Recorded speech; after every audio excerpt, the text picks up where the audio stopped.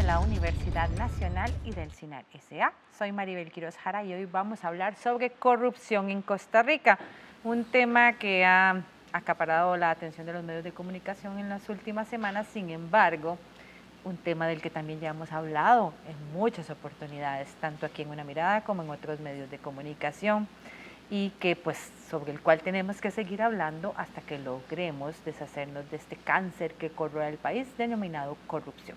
Para hablar en esta oportunidad nos acompaña el señor José Carlos Chinchilla Coto, quien es sociólogo de la Universidad Nacional, ha sido colaborador de Una Mirada. José Carlos, muchas gracias por estar de nuevo aquí con nosotros. Un gusto compartir con Una Mirada esta preocupación que tiene el país sobre la corrupción. Y un tema que usted ha desarrollado durante mucho tiempo, tanto en su trabajo como sociólogo, como cuando estuvo a cargo de la maestría de Administración de Justicia de la Universidad Nacional. Definitivamente uno desearía poder decir que es un tema de actualidad, pero no, es un asunto del que venimos hablando desde hace mucho tiempo, y no solo aquí, sino también incluso ha llegado a ser la corrupción considerada una especie de cáncer que corroe a las democracias de América Latina y del mundo. Bueno, yo diría que lo más grave de la corrupción es el impacto que tiene sobre la gente. Cuando quienes se apropian de los recursos del Estado indebidamente, y que son esos recursos los que iban a resolver los problemas de las personas con menos recursos, por ejemplo, que les impiden en algunos casos hasta tener niveles de alimentación apropiada, de acceso a la cultura, de acceso a la vivienda. Uno diría que la corrupción casi que es un crimen de lesa humanidad en muchos casos, porque afecta a la gente. O sea, la corrupción uno la ve en el Estado, pero el impacto de la corrupción es en las personas, en los niños que en algunos países, y puede que no tengan, y niñas, que no van a tener las oportunidades que podrían tener si los recursos que se apropiaron indebidamente por la corrupción fueran bien utilizados.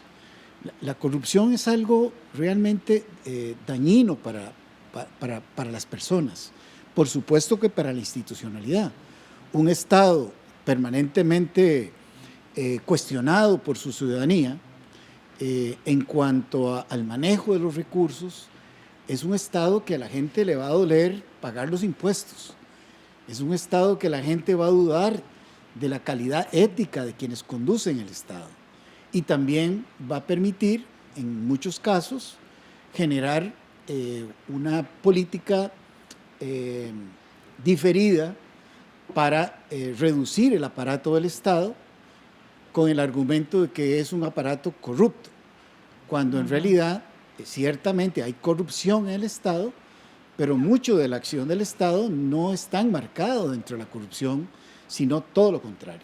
Entonces, esto genera un peligro hacia la institucionalidad democrática y hacia la calidad de vida de la gente, si llega a permear la idea de que el Estado, por ser corrupto, hay que reducirlo, eliminarlo al punto máximo.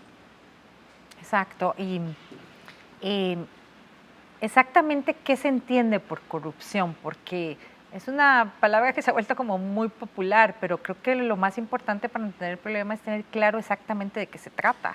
Bueno, yo la corrupción la defino fundamentalmente como aquellos procesos que permiten la extracción de bienes y erarios públicos a través de una relación perniciosa entre empleados públicos y el sector privado. Es un mecanismo de extracción indebido de los recursos de todo el país, de toda la gente, para la acumulación de riqueza de personas específicas, ya sea del sector privado o del sector público. Ahora, la corrupción hay que tener mucho cuidado porque de pronto quienes han ejercido la corrupción a gran escala, y en este país tenemos desgraciadamente hasta recuerdos de expresidentes de la República que han sido declarados culpables de corrupción o de las categorías jurídicas apropiadas para lo que es la corrupción, terminan siendo en algún sentido y generando un discurso de que todos somos corruptos, que todas las personas somos corruptos porque ¿quién no se ha llevado una hoja de papel de la oficina a la casa? ¿Quién no ha tomado un lapicero para...? Pero en realidad yo creo que habría que hacer una diferencia importante, en tanto que la corrupción en la escala que se ha dado en este país significa un deterioro de la capacidad de respuesta del Estado a las necesidades de la gente. Y eso impacta sobre la gobernabilidad y impacta sobre la calidad de vida de la gente. Entonces, todo aquello que implica apropiación indebida de las riquezas del Estado a través de mecanismos perversos, sucios e impropios, que impactan definitivamente las posibilidades de la gente para tener recursos, eso es la corrupción tal y como yo la defino. ¿Se entiende entonces como un mal del Estado o también puede ser un mal social? O sea, podemos hablar de países corruptos. Bueno, en realidad la corrupción, hoy en día se habla también de que existe corrupción en las grandes empresas transnacionales. ¿Por qué? Porque resulta que en el pasado las empresas podían ser de una familia determinada. Hoy en día las empresas tienen los dineros en la bolsa y hoy día las empresas tienen individuos que son los grandes gerentes de las empresas, ¿verdad?, que conducen la inversión de estas empresas. En no pocos casos se han dado situaciones en las cuales esos grandes gerentes, ¿verdad?, terminan teniendo prácticas indebidas para apropiarse de recursos que son de todos los miembros accionistas de esa empresa, ¿verdad? Entonces, hoy se entiende que también puede haber corrupción en las grandes empresas privadas. Ahora, la corrupción, tal y como nosotros la estamos definiendo, es en relación a los bienes del Estado, en relación a los recursos del Estado, de tal manera que hay una asociación directa entre corrupción y Estado. Pero esa relación directa entre corrupción y Estado hay que enmarcarla dentro de algunos intereses privados que tratan de sacar ventaja precisamente de los bienes del Estado, apropiándose indebidamente de ello en una alianza con funcionarios públicos. A veces son políticos, a veces son burócratas. Y esto de una forma u otra, como usted dice, cala en la sociedad. ¿Podríamos estar a las puertas, si es que no, ya lo tenemos diseminado, de prácticas corruptas en el quehacer de la gente, en el diario, en la cotidianidad? Bueno, vamos a ver. Lo que ocurre es que... O sea, que hay una cultura de corrupción nacional. No, digamos, por ejemplo, es conocido que en México la corrupción es parte de la cultura. Sí. Pero es parte de la cultura institucional que los ciudadanas y ciudadanos tienen que asumirla, ¿verdad? ¿Qué quiero decir con esto? Si usted va a sacar la licencia de conducir en México, usted puede ser la mejor conductora, ¿verdad?, pero usted nunca le van a dar su licencia si usted no da lo que llaman en México una mordida, ¿verdad? Exacto. Entonces ya la persona ciudadana se hace copartícipe de la corrupción porque es la forma en que el sistema funciona. Y las mordidas entonces ya no son vistas como algo malo. Y las mordidas son vistas como parte del funcionamiento general de la sociedad, ¿verdad? Ahora, nosotros en Costa Rica no tenemos esa cultura todavía, porque el Estado todavía funciona sin necesidad de la corrupción y la gente tiene acceso en general, yo no digo que no pueda haber casos excepcionales, a los servicios del Estado sin que medie necesariamente la corrupción. Ahora, ¿qué es lo que ocurre? Cuando un Estado pierde eficiencia y pierde eficacia, entonces la respuesta del Estado se vuelve más lenta. Uno hace una gestión y la gestión puede dilatar demasiado tiempo para los intereses económicos o los intereses particulares. Entonces, la persona se acerca a la ventanilla y le dice al funcionario o funcionaria, mira, ¿por qué no me ayudas un poco para que lo vean un poco antes, ¿verdad? Y ahí empieza la posibilidad, ya sea por la voluntad de quien está como burócrata recibiendo la nota, la solicitud, o porque medie algún estipendio, ¿verdad? Ahí empiezan los problemas. Entonces también se asocia la corrupción del Estado a la a la ineficiencia y a la ineficacia que se tiene en la resolución de los casos. Vamos a ver, qué sé yo, es evidente, digamos, que hay una serie de procedimientos que el país tiene que son muy engorrosos. Si pudiéramos aligerar esos procesos, mucho de lo que se puede estar provocando la corrupción se eliminaría. Si las gestiones públicas tuvieran una resolución inmediata, efectivamente el espacio para la corrupción se disminuye. La corrupción de alguna manera surge de la posibilidad de una opacidad, de algo oscuro que existe entre el Estado y el conocimiento de la ciudadanía de lo que el Estado hace. Vamos a decirlo de esta manera. Si hubiese una transparencia mayor y si hubiese una comunicación mayor de esa transparencia, probablemente mucha de la corrupción que ha acontecido no se hubiese dado. Porque una ciudadanía informada y una ciudadanía interesada evitaría en buena medida procesos de corrupción. Con usted coincide Claudia Palma, quien es antropóloga de la Universidad Nacional, para quien la credibilidad en la democracia se ve sumamente afectada ante los fenómenos de corrupción en general y sobre todo los que ha vivido el país en los últimos tiempos.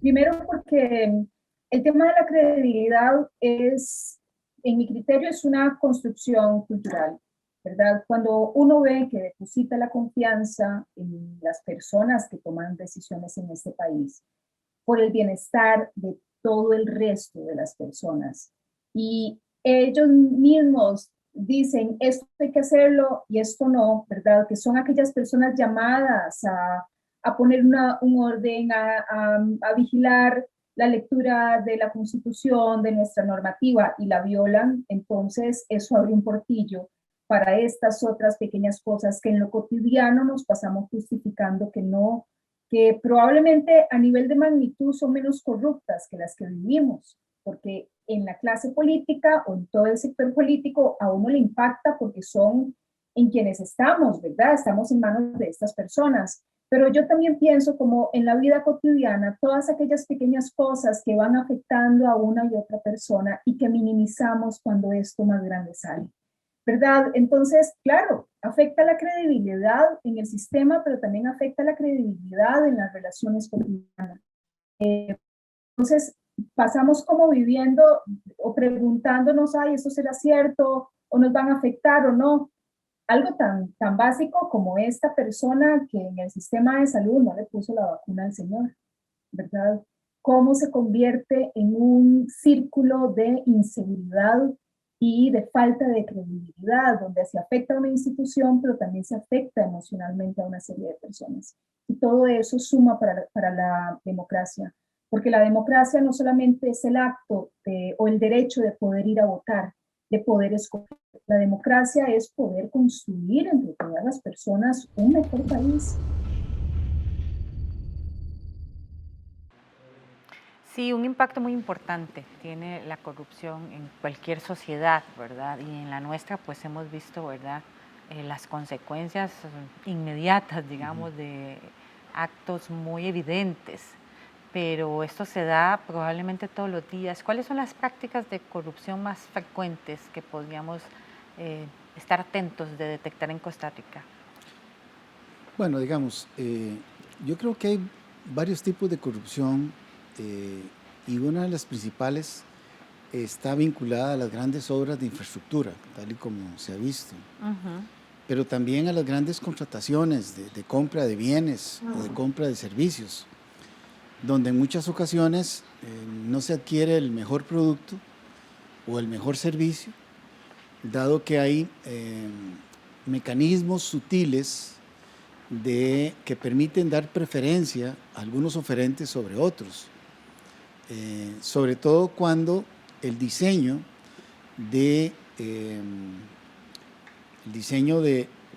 que sale a la luz pública para la adquisición de estos bienes o estos servicios ya está amañado, ¿verdad?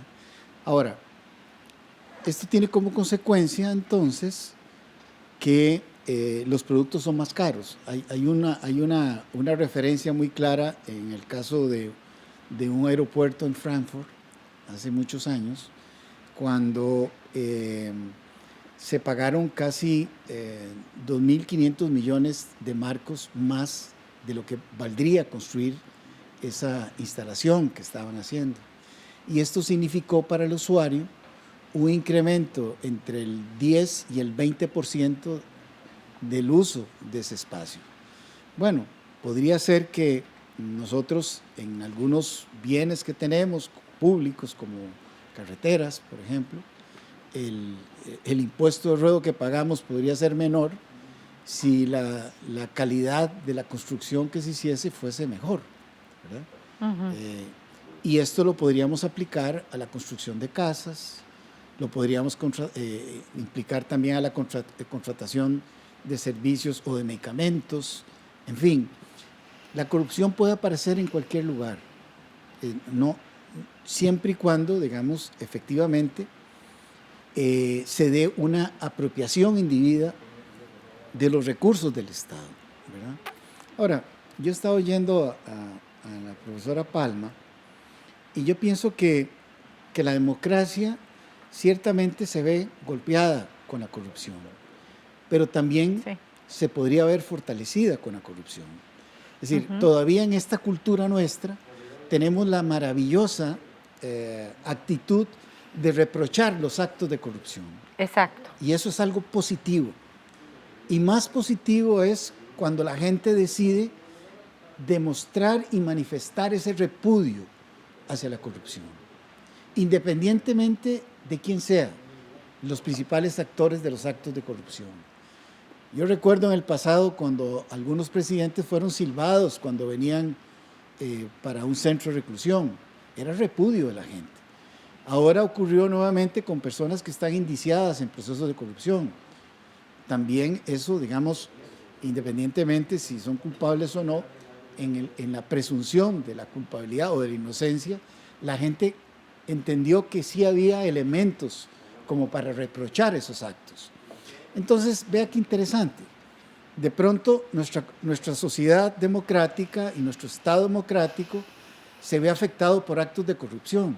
Y qué malo, pero qué bueno que todavía podamos señalarlos.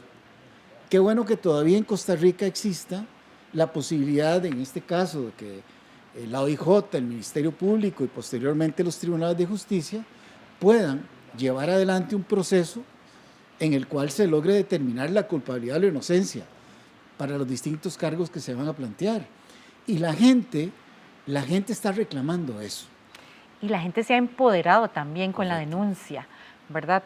Con el tema de las nuevas tecnologías, los dispositivos móviles, también cada vez es más frecuente ver gente que se anima, ¿verdad?, a tomar fotografías, a grabar videos, a hacer denuncias públicas en redes sociales sobre actos que consideran impropios en la gestión pública.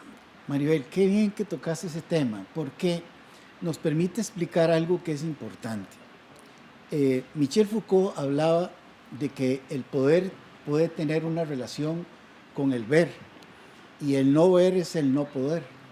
Bueno, resulta que ahora la ciudadanía costarricense de pronto está viendo, y está entendiendo, y está informándose de que hay actos de corrupción. Y este ver genera un poder en la gente. Y este poder se ha manifestado de alguna manera y hace presión sobre la clase política. Y aquí tengo que hacer un paréntesis. Hay que tener cuidado con la clase política costarricense. Bueno, en primer lugar, es una clase en la que hay gente muy valiosa, pero también hay gente que probablemente esté dispuesta a dar un maquillaje, a ponerle merula, como dicen quienes arreglan carros, para legalmente aparecer como creando leyes duras contra la corrupción. La ley contra el enriquecimiento ilícito ha sido una ley inoperable, ha sido una ley insuficiente contra la corrupción. Y esto surgió como respuesta, digamos, a aquel periodo de las famosas actos de corrupción en que se planteó, estuvieron involucrados algunos expresidentes de Costa Rica. Entonces, hay que tener cuidado y hay que exigir a la clase política que actúe de la manera más apropiada y más adecuada. Y para mí eso tiene que ver con distintas dimensiones. Una primera, efectivamente tiene que haber mayor control sobre los procesos electorales y sobre los recursos que se manejan en los procesos electorales para que no haya ningún compromiso implícito en algunas de las fuentes que financian estos procesos. En segundo lugar, me parece que es importante, efectivamente, no solo que las licitaciones sean transparentes, sino también que se eduque a la gente sobre lo que se propone determinadas acciones del Estado. O sea, la licitación, una vez que ha sido aprobada, debería comunicarse a la sociedad en las grandes líneas qué es lo que van a hacer. Exacto. No es suficiente la transparencia, como no es suficiente el que una persona venga caminando por la avenida central y haya un gran ventanal. Si lo que hay dentro del ventanal a la persona no le interesa, no lo vuelve a ver. Volverá a ver lo que le interesa. Hay que hacer interesante la responsabilidad de la ciudadanía de velar para que la corrupción no se dé. Y solo informando apropiadamente a esta gran comunidad se puede lograr eso. También ha habido algún tipo de empoderamiento en la parte del sector público, porque también algunos funcionarios públicos han perdido el miedo a la denuncia anónima, ¿verdad? En el sentido de buscar alguna forma de dar a conocer aquel hecho de corrupción del que están siendo testigos, y a pesar de que podrían, ¿verdad?, tener temor a represalias, igual de manera anónima también buscan que esta información salga a la luz pública, porque si no, ¿verdad?, si no sale de las oficinas es bien difícil que llegue a los medios, a los cuerpos policiales, a las instituciones de justicia. Yo creo que hay sectores que ya están hartos de que el país, algunas gentes quieran metérselo en el bolsillo, ¿verdad? Y por otro lado, todavía hay confianza en el sistema de justicia. Y esta mezcla me parece positiva. No es posible, en ningún país ha sido posible, el luchar contra la corrupción si quienes ejercen la judicatura no son juezas y jueces independientes. Esto es muy importante. Exacto. Pero además de ser jueces y jueces independientes, tienen que ser jueces y juezas sumamente capaces. Y por supuesto, los jueces no pueden ejercer bien la administración de justicia si no hay una fiscalía de alta calidad, una investigación criminal apropiada, ¿verdad? Y por supuesto, una ciudadanía vigilante de que eso se materialice y se concrete. Entonces, en Costa Rica todavía tenemos esa oportunidad. Hay que cuidarla, digamos. Y cuidarla significa mantener la autonomía del Poder Judicial. Es impresionante cómo en días recientes ya el OIJ y el Ministerio Público de pronto hacen una serie de allanamientos en base a una prueba recopilada durante más de un año, ¿verdad?, a personas que jamás se nos hubiera ocurrido que podrían estar involucradas de algo. Es decir, yo no digo que sean personas culpables, pero sí son personas indiciadas.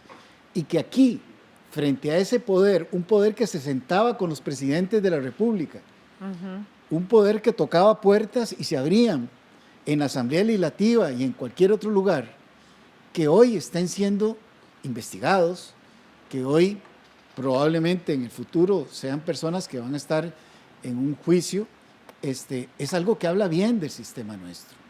¿Qué acciones debemos tomar de manera urgente para que precisamente esto logrado para detener la corrupción se consolide? La actitud ciudadana es fundamental. El que la gente esté velando porque efectivamente el Estado haga lo que tiene que hacer, que cumpla con sus compromisos, que para cumplir con sus compromisos efectivamente haga licitaciones apropiadas, que haya una vigilancia concreta. Uno de los grandes problemas del Estado costarricense es que hemos liberalizado responsabilidades públicas en el sector privado y en ese proceso no hemos logrado generar un proceso contralor suficientemente sólido, consistente y confiable. Hoy en día hay autopistas en las que no sabíamos ni cuántos carros pasaban y todavía estamos pagando una autopista que probablemente tal vez ya lo hubiéramos pagado si hubiéramos tenido una vigilancia diferente. Como eso, muchas otras cosas. Ciudadanía a la acción. Y precisamente eso es tal vez la clave, ¿verdad? Que la ciudadanía se mantenga empoderada, se mantenga vigilante, que no tema denunciar cuando haya que hacerlo, porque al final, como usted decía, y la doctora Claudia Palma también, pues somos todos y todas los que vivimos en este país y los que de alguna manera somos víctimas de los efectos de la corrupción y de las pérdidas que pueda tener para el Estado, que al final pues es el Estado de todos y todas. Muchas gracias, José Carlos Chinchilla, por acompañarnos en este bloque. Vamos a una pausa, quédese con una mirada, que ya volvemos con este tema de corrupción.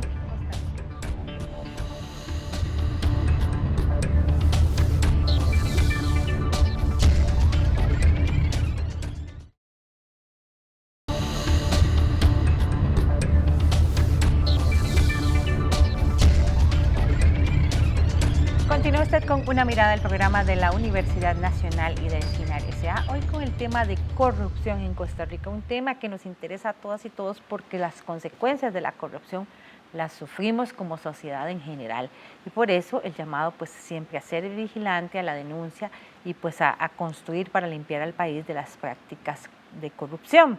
Nos acompaña en este segundo bloque Evelyn Villarreal Fernández del Estado de la Justicia, del Proyecto Estado de la Nación del Consejo Nacional de Rectores. Bienvenida una vez más a Una Mirada, qué gusto tenerla aquí de nuevo, Evelyn. Gracias, un saludo, gracias por la invitación y un saludo a toda la audiencia.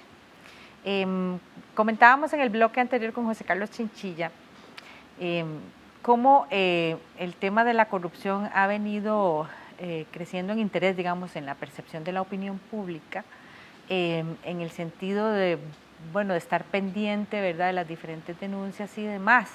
Sin embargo, pues sí parece que todavía tenemos mucho que hacer en el sentido del control que podamos tener de los diferentes mecanismos para evitar este tipo de prácticas dentro del aparato estatal. ¿Cómo lo han valorado ustedes desde el proyecto Estado de la Justicia? Sí, quiero empezar diciendo que la corrupción en realidad ha estado en las encuestas de opinión como de los principales problemas que señala la ciudadanía desde hace más de 10 años. Si usted revisa consistentemente las encuestas, va a aparecer a la par de inseguridad, desempleo, va a aparecer siempre el tema de corrupción. Entonces ya tenemos más de una década, digamos, de estar señalando esto como uno de los problemas del país. Cuando uno habla de lucha contra la corrupción, por lo menos tiene que hablar de 4 fases, es como un círculo virtuoso. Primero es la prevención de la corrupción, después la detección, la investigación y la sanción. Las 4 fases van muy de la mano, ¿verdad?, muy relacionadas. Una fortalece a la siguiente. Y nosotros lo que estudiamos en el último informe Estado de la Justicia fue la fase de sanción. O sea, ¿qué pasa? Bueno, cuando ya no han surtido efecto los mecanismos disuasorios ni la prevención, ya sucedió el hecho, ya se investigó. ¿Qué pasa con la sanción de esos delitos dentro del sistema judicial? Entonces hicimos un muestreo de todos los delitos relacionados con actos de corrupción, que son muchos delitos, es una lista de más de 40 delitos posibles de que pueden haber dentro de actos de corrupción, y nos dimos a la tarea de ir a ver toda la vida de estos expedientes judiciales, desde que empezaron hasta que se cerraron. Los resultados lo que nos muestran es una muy baja capacidad del sistema de justicia de sancionar este tipo de delitos. Solo un 7% de todos los casos que nosotros revisamos en el año 2017, tengo que aclarar, pero solo un 7% llegaron a una sentencia. Imagínense. O sea, todo el resto, el 93% restante, que son la vasta mayoría, terminan en la etapa preparatoria, es decir, no llegan ni siquiera a los tribunales, terminan archivados, terminan desestimados con sobreseimientos, pero no tienen una sentencia de fondo. Entonces, y además de los que tienen sentencia, que es este 7% pequeñito, la mitad son condenatorias y la mitad absolutorias, no es que todas son condenas, ¿verdad? Al final de cuentas, de más de 300 casos de estudio que hicimos, solo 14 tenían una condena. No quiere decir que los 300 se merecían una condena, puede ser que hayan delitos que efectivamente no tenían la evidencia ni la prueba para ser condenado, pero sí cuando hay una bajísima tasa como esta, pues prende, digamos, las luces rojas de revisar, sobre todo porque en el tema de corrupción esto significa para la percepción de la gente que hay impunidad. Y si hay impunidad, la gente se la sigue jugando, ¿verdad? Para decirlo en términos coloquiales, va a arriesgarse porque sabe que el riesgo de sanción es muy bajo. Sí, en efecto, según el índice de percepción de la corrupción pública de la Organización para la Transparencia Internacional, Costa Rica obtuvo 57 puntos en el 2020, pero fue una puntuación que ha venido creciendo en los últimos años.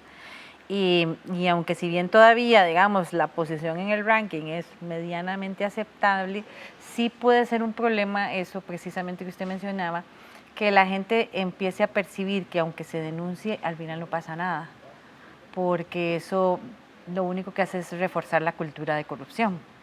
Sí, claro, hay una marcada tolerancia, tal vez para complementar lo que usted hablaba con don José Carlos en el primer segmento. Sí hay estudios que muestran una marcada tolerancia de la población costarricense hacia actos de corrupción pequeña, ¿verdad? Sobre todo cuando benefician a mí, ¿verdad? Cuando me benefician a mí, los tolero, ¿verdad? Cuando los hace otra persona, los condeno, pero en la microcorrupción, en esto que ustedes hablaban, de las licencias, de los biombos, de las cirugías fantasma, o sea, ahí hay un ciudadano o una ciudadana pagando, ¿verdad? Un pago irregular a un funcionario público, y esto tiene una tolerancia mayor en la población. Esa tolerancia hace que se normalice, que se vea como normal y que no se denuncie, por tanto. Entonces, en este ciclo que yo le decía de detección y de investigación y sanción, si no se denuncia, no se puede detectar, ¿verdad? ¿Dónde están los principales problemas en el aparato público? Y por lo tanto es muy difícil solucionarlos. Este índice que usted mencionaba de transparencia es un índice en el que Costa Rica está estancado desde hace 12 años. Está en posiciones entre los 55, 60 puntos de 100. O sea, si esto fuera un examen de la universidad, ni siquiera no tenemos pasamos. Un 60, ¿no? Ni siquiera pasamos. No es una posición mala porque somos el tercer país de América Latina, pero nosotros siempre decimos que somos el tercer mejor alumno, pero aún así no pasamos el curso, porque no tenemos una calificación satisfactoria. Y esto es porque desde hace mucho tiempo el Estado no ha invertido realmente, digamos, en una política pública para estos temas. Si se sigue haciendo lo mismo, es muy difícil que estos indicadores cambien. Y este tema de la corrupción hormiga, por llamarlo de alguna manera, es realmente de cuidado, porque precisamente esas pequeñas prácticas son las que hacen que esto se vuelva cotidiano, o sea, que deje de verse como algo indebido. Sí, le cuento que para eso yo creo que la mejor solución es la prevención. En el Estado de la Nación también tuvimos la oportunidad de participar en una iniciativa que acaba de ser lanzada, que es la Estrategia Nacional de Integridad y Prevención de la Corrupción, que salió hace una semana aproximadamente, y es una estrategia que pretende apostar a la prevención. ¿Por qué a la prevención? Porque necesitamos generar una cultura de legalidad en donde a la gente ni siquiera se le ocurra, ni siquiera le pase por la cabeza cometer alguno de estos actos. O sea, es una cultura en donde el primer policía contra la corrupción es usted mismo. Su integridad, sus valores, la educación que le han dado, ¿verdad?, que le impiden cometer esos abusos o esos actos ilegales. Entonces, esta estrategia se enfoca mucho en eso, en la educación, en la parte preventiva, en la parte de generar una cultura de legalidad. No solo en temas de corrupción, en todos los ámbitos ambientales, sociales. Es una cultura en donde usted no se brinque las reglas, ¿verdad? Esa es como la parte preventiva que también es el área que estamos debiendo. Estamos debiendo la parte preventiva, que es la primera fase de la cadena, y en la parte sancionatoria, que es la última fase. De acuerdo con los estudios que ustedes han realizado, ¿cuáles son las principales fuentes que alimentan la corrupción en Costa Rica? Bueno, hay varias causas, digamos. Una de las causas es esta tolerancia que estamos hablando, ¿verdad? Entre más tolerancia, más normalización de estos actos, lo que se hace en pequeñito se magnifica en casos, en megacasos, como los casos de la cochinilla, que es al final de cuentas esta cultura de brincarse la fila, de brincarse los procedimientos. Esa es una de las fuentes. Pero también está la complicada tramitología, ¿verdad? En el aparato, en algunas áreas especialmente, ¿verdad? ¿Por qué en licencias? ¿Por qué en aduanas? ¿Por qué hay áreas más vulnerables? Bueno, porque ahí hay una tramitología en donde cada día, sin un trámite de esos, cuesta dinero. Entonces la gente está dispuesta a pagar para agilizar el trámite. También el tema de la opacidad de la información, que también lo señalaban José Carlos. Entre más transparencia haya en las instituciones, se reduce el riesgo de corrupción. Y todavía nos falta mucho en temas de acceso a la información, de transparencia, de una manera amigable para la ciudadanía, porque a veces dicen, sí, está toda la página web, ¿verdad? Pero usted necesita una maestría en informática para poder traducir todo eso, ¿verdad? Entonces eso no es acceso a la información y transparencia. Llegarle a temas como los precios en los que compra la administración pública una silla, ¿verdad? O un lápiz, eso requiere, digamos, una expertise muy, muy calificada, y eso no le sirve a la ciudadanía para hacer control, a los medios de comunicación también para hacer periodismo investigativo. Eso creo que son como las principales fuentes. Sí, al respecto, Una Mirada conversó con Leiner Vargas, quien es economista de la Universidad Nacional, quien asegura que la corrupción altera el capital social del país, afecta directamente la credibilidad en las instituciones y desestimula el pago de las obligaciones con el Estado, por ejemplo, los impuestos. La corrupción en sí misma es un elemento que altera lo que los economistas llamamos el capital social, es decir, la credibilidad de los ciudadanos en el sistema político, en el sistema democrático, en las instituciones.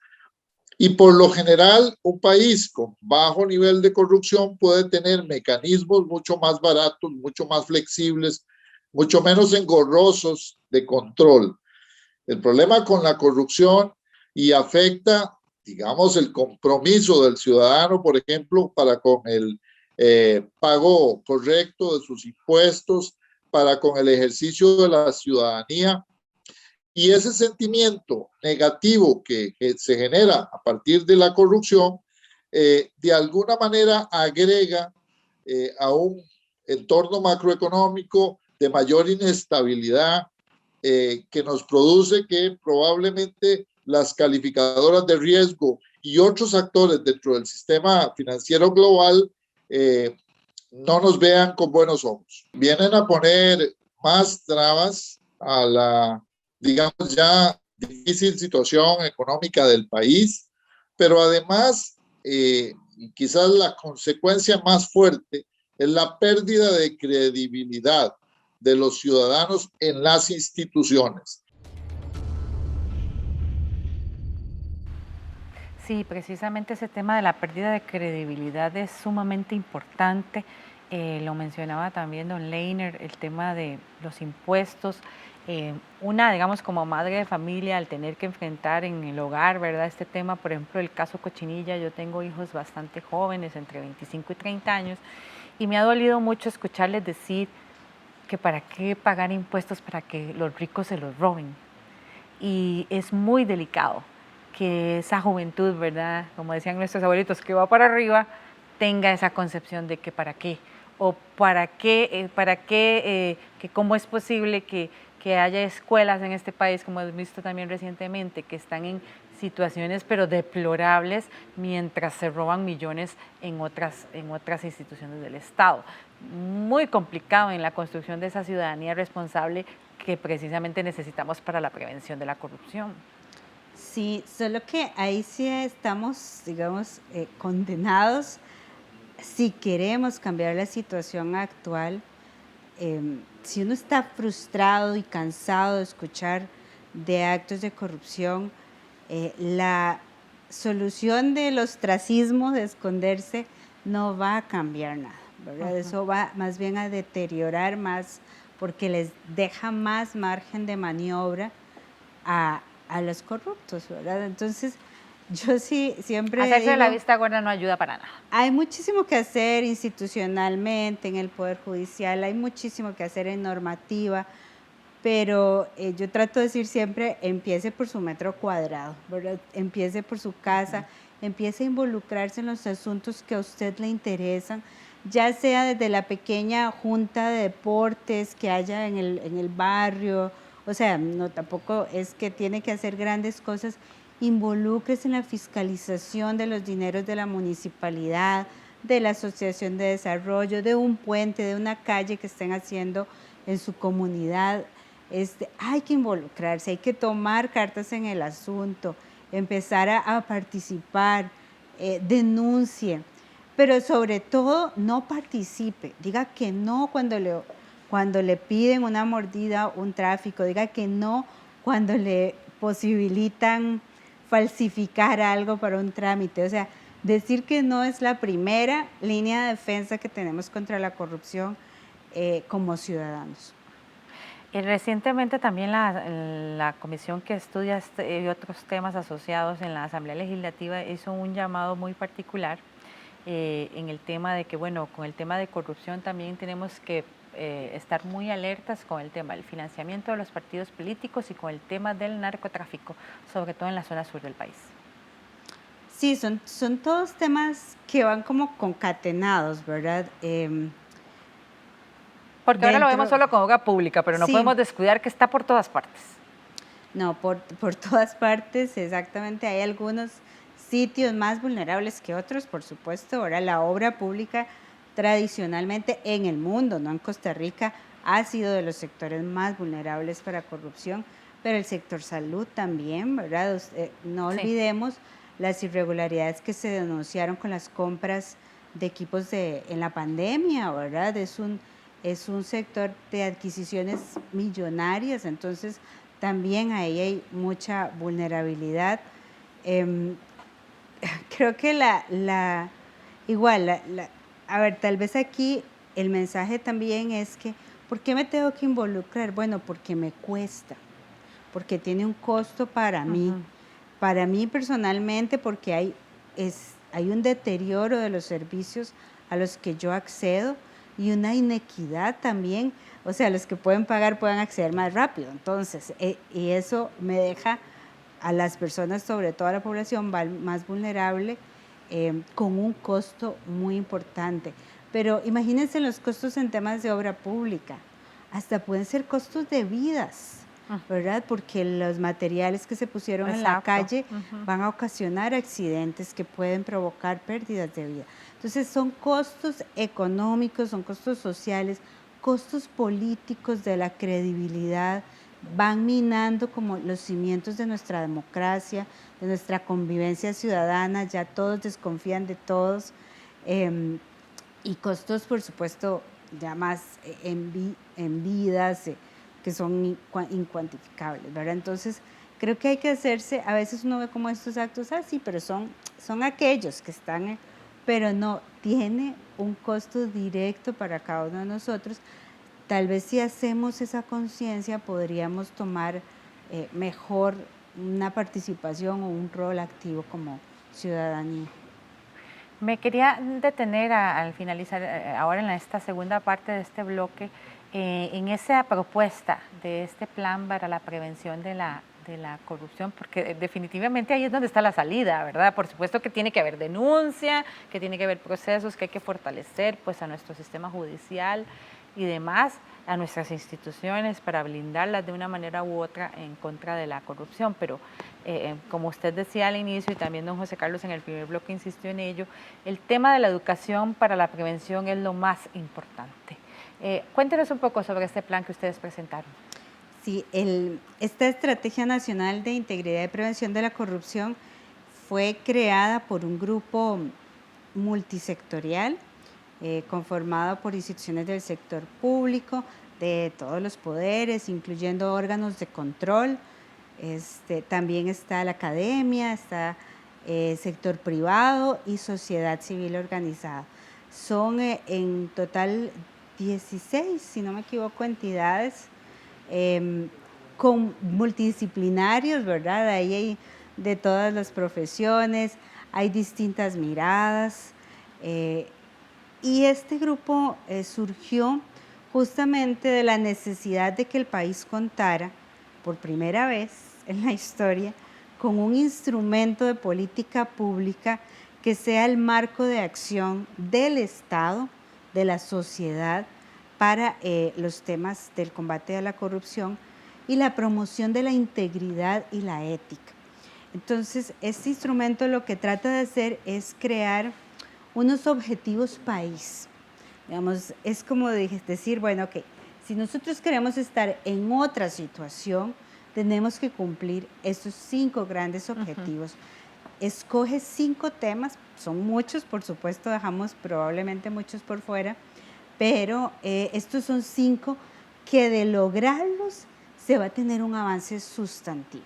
Entonces son 5 grandes temas. El primero tiene que ver con la gobernanza del sector anticorrupción. ¿Qué es la gobernanza? Bueno, son las instituciones encargadas. En este momento hay una enorme dispersión de competencias en este tema. Que la Contraloría hace un poco, que la Procuraduría de la Ética hace un poco, pero no hay un ente rector y coordinador. Hay que trabajar en eso. También tiene que ver con crear normativa nueva. Hay una agenda legislativa también importante en la estrategia. El segundo tema es la gestión del personal, de los funcionarios. El tercer tema es el control y la fiscalización ciudadana. El cuarto tema tiene que ver con los riesgos con el sector privado. Y el quinto tema tiene que ver con transparencia y acceso a la información. Todos estos desagregados en actividades, en objetivos específicos, pero en total de 56 actividades que tiene la estrategia. Ahora, el tema de empoderar a la población es tal vez uno de los más importantes. ¿Cómo lo logramos?